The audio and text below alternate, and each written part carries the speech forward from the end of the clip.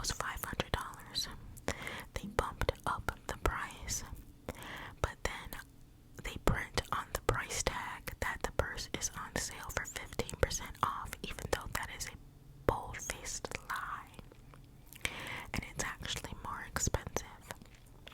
This is something that they do. I am not kidding.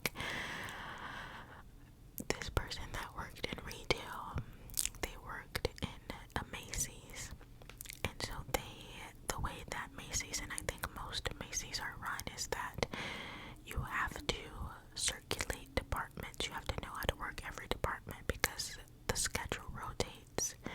And so one day you are in the like purse section, and the other you're in the clothing section, you know, like being a cashier and such. And so anyway, that's how I know this. That is how I know this. And this is not the only person that has worked in retail that has told me the literal exact same thing from personal experience, from them working there for like 5+ years. They're like, so do you actually know around the holidays that they bump up the prices of a lot of objects and whatever, but they slap a price tag on it that is claiming that it's on sale, and that item is going to get bought. It's going to get bought because it's the holidays and people are doing their shopping, and you know, they're not going to not purchase something for a loved one. Now, I was just using that as an example. I don't think the average person is out here buying $500 purses for their loved ones, but that was just the first thing that came to mind. They do it with everything: purses, clothing, just regular miscellaneous objects. And that is why, like, corporations, that's when they make most of their money around the holidays, and that is why the top dogs love, like the people that will actually be influenced by the uptick in sales and money. That's why they love when, you know, I would say like Thanksgiving, Christmas, sometimes even October, because they know that that's the beginning of the holiday season for a lot of people, and so they'll start bumping like slowly, so that it's not noticeable. They'll start slowly inching up the prices of all these products over time. It's not like you, like from one day to the next. I guess I should have specified that. It's not like 3 weeks before Christmas they're like, okay, and then they slap a new price tag up. Like the items slowly inch up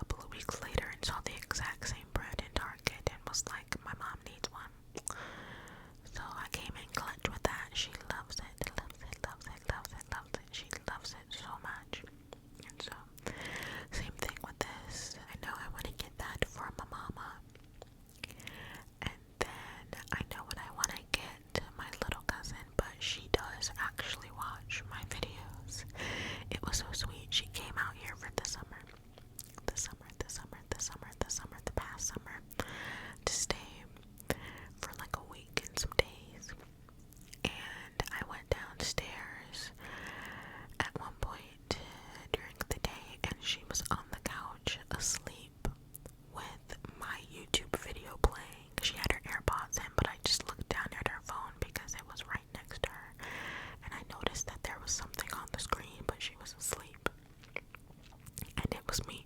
And I took a picture. I didn't show it to her, but I just took a picture to immortalize the moment because I thought that was so freaking sweet.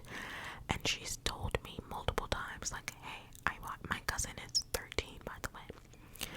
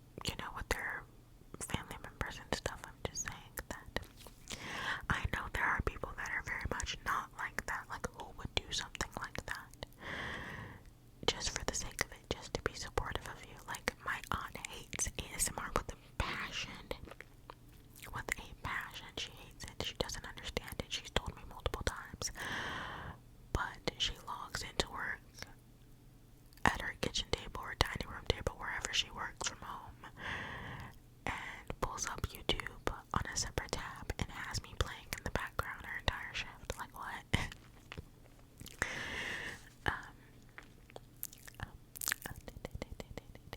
So, just very sweet. It's probably the Pisces energy in them, because my mom and her twin, they are Pisces suns, Capricorn moons, and Scorpio risings.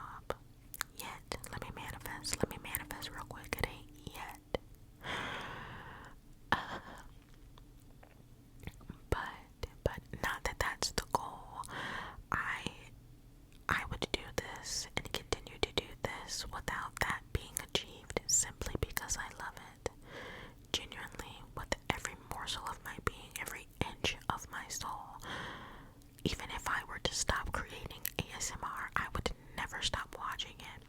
And I've explained that to you multiple times, but most recently in my like 10 things I can't live without video that I did, ASMR was like number one on the list. It wasn't number one, it was in no particular order, but it's the first thing I mentioned, the first thing I thought of, because it is so important to me. And it was years before I became a creator, and it will be years from now, whether I'm a creator or not. So that making it my full-time job is not like the end goal. It's not the end all be all.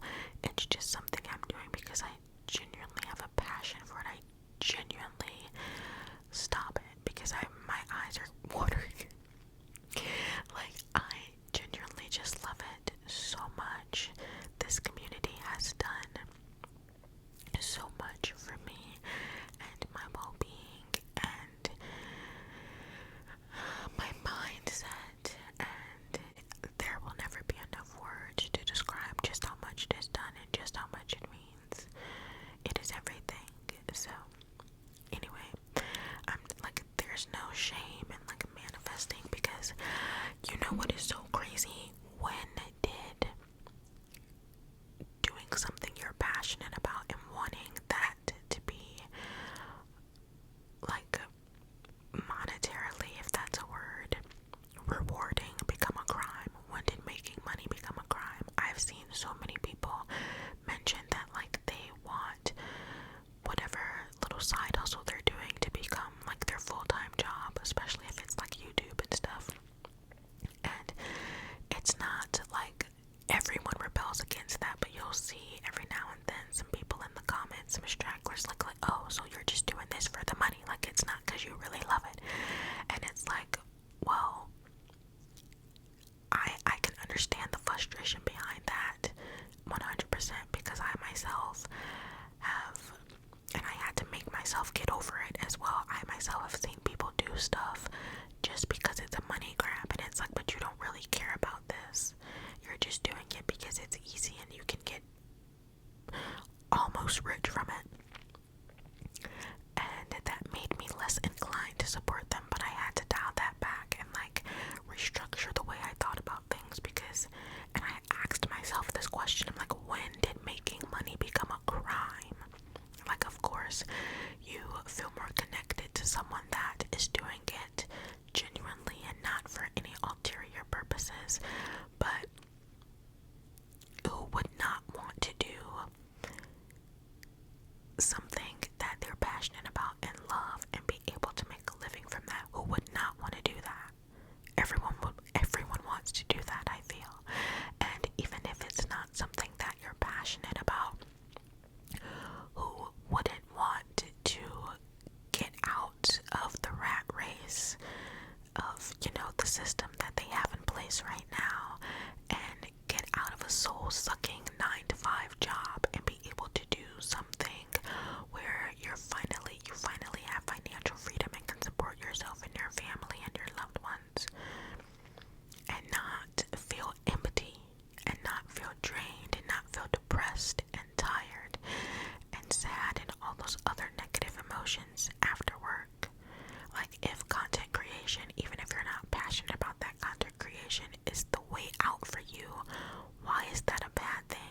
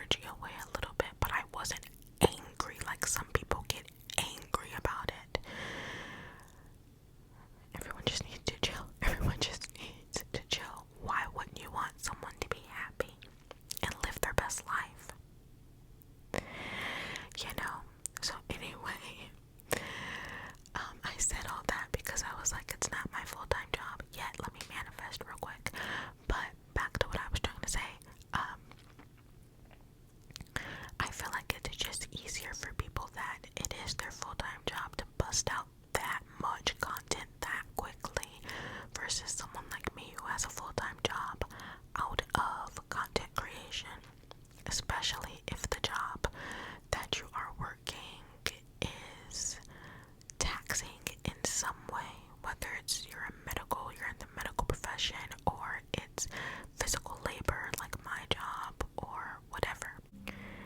It's not an excuse, but it's not as easy for someone with something like that going on that takes up so much of their time as is, because most people work 8 to 10 hour shifts, and if you're in the medical field, you work like 12 to 16 hour shifts. And so with so much of your day, you know, being, I was gonna say stolen, but I don't want to say that, being, you know, taken up with something like that, it can just be a little bit more difficult to do. And so it always felt very daunting to me, the idea of doing that. But I think I've got a good rhythm going on now, and I'm in a good place to where I finally have worked out how to almost seamlessly incorporate content creation into, you know, my schedule outside of it. And so it for the first time, it seems like a possibility. It's a little glimmer on the horizon. It's like, maybe I can do that. So I'm thinking about doing it this year. I make no promises, because I might like start it and be like, okay, I'm gonna do 25 days of Christmas, and then fall off, because like I just said, around holidays I pick up extra hours overtime, and it can be quite stressful without trying to add on like filming every single day, and not just like mass producing, but like filming and getting quality stuff. Like I'm not doing it just to, you know, I don't want to put out something with horrible quality just because I'm like, I don't want to miss a day of 25 days of Christmas. I want it all to be really, really good.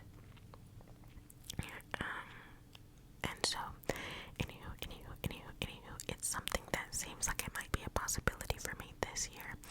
So let me know if that's something that you would be interested in. Another reason I never did it, aside from it just seeming like it would be overwhelming, was the fact that I am such a small community. Let me rephrase that. We are such a small community, and I don't want to overwhelm y'all. Like, that's another concern of mine. It's like, I love, with a capital LOVE, when my favorite content creators, my comfort content creators, do 25 or 31 days of Christmas. I love it. It lights me on fire, because December holiday season, as I keep stating, can be such a hectic, stressful time for many, many people.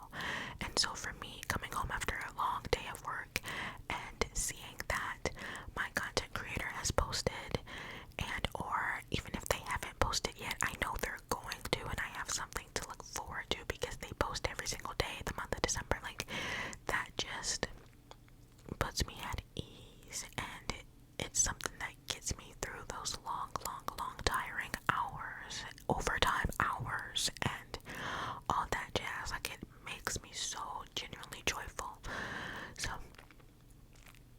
but not everyone may feel the way that I do, and you know, like, I can post at this point in time, and the video doesn't gain traction for about like 2 to 3 days, and then it'll hit that like 300, maybe 400 viewer mark. And I'm bringing this up because the reason I feel like it would be overwhelming is because of that fact. Like, it can take a couple of days for everyone to take time to view one video that I've posted, even though the last video that I had posted was 4 days ago, 5 days ago, because everyone's so busy and they have, you know, so much going on, and that's especially true around the holidays. So it's like, if normally when I'm not uploading every day, it takes people days to watch one video,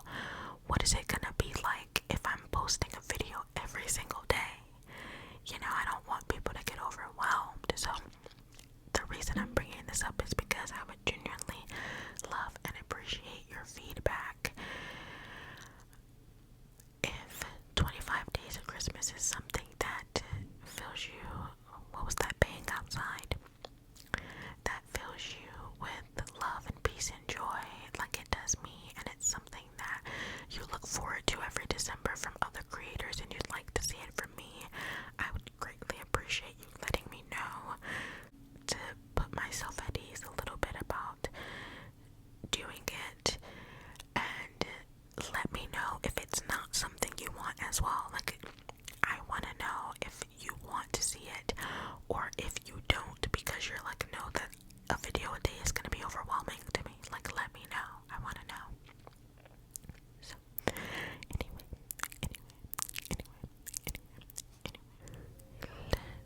Let's slow it back down.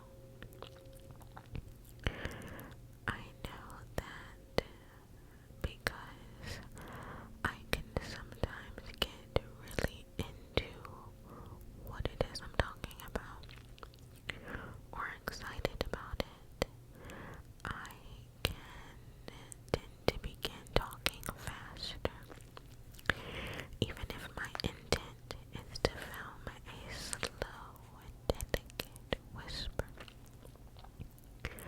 I have to be more intentional about that, and I try my best. But right here I am just painting the insides of the eyes and the nose, and I wanted to continue painting and do the edge here and possibly let it dry and then do the back in swirls instead of going around the perimeters. I was going to paint it in swirls. I don't know how to describe it, but I had a migraine and just was not feeling the best. And so when I was done with the top and the eyes, the inside grooves, I decided to call it quits. I also wanted to do both pumpkins in one video, even though that would have made the video like 2 hours long. And this pumpkin I liked because you have more creative range and freedom. That is why I got one solid and one with holes in it. Holes. But again, I needed to go lay down. So that is what I did. I hope that you have enjoyed this. I genuinely, even given the physical discomfort, I genuinely enjoyed doing this. I always love when I get to tap into my childhood, kind of. And I know that painting and stuff is not limited to being a kid, but I have not painted since I was a kid. This is my first time using a paint set since I was probably in like, I want to say like maybe 6th grade. So it has been ages and ages and ages. And so I am a little rusty. And again, my creativity was limited by the fact that I only had 2 colors.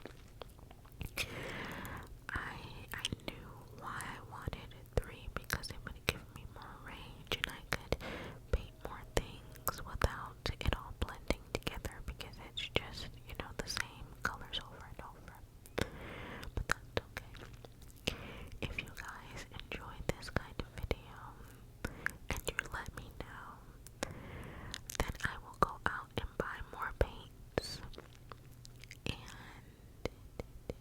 do another like this on the second pumpkin, because pumpkins are not just an October/Halloween thing. Pumpkins are also for November. So let me know if you want to see some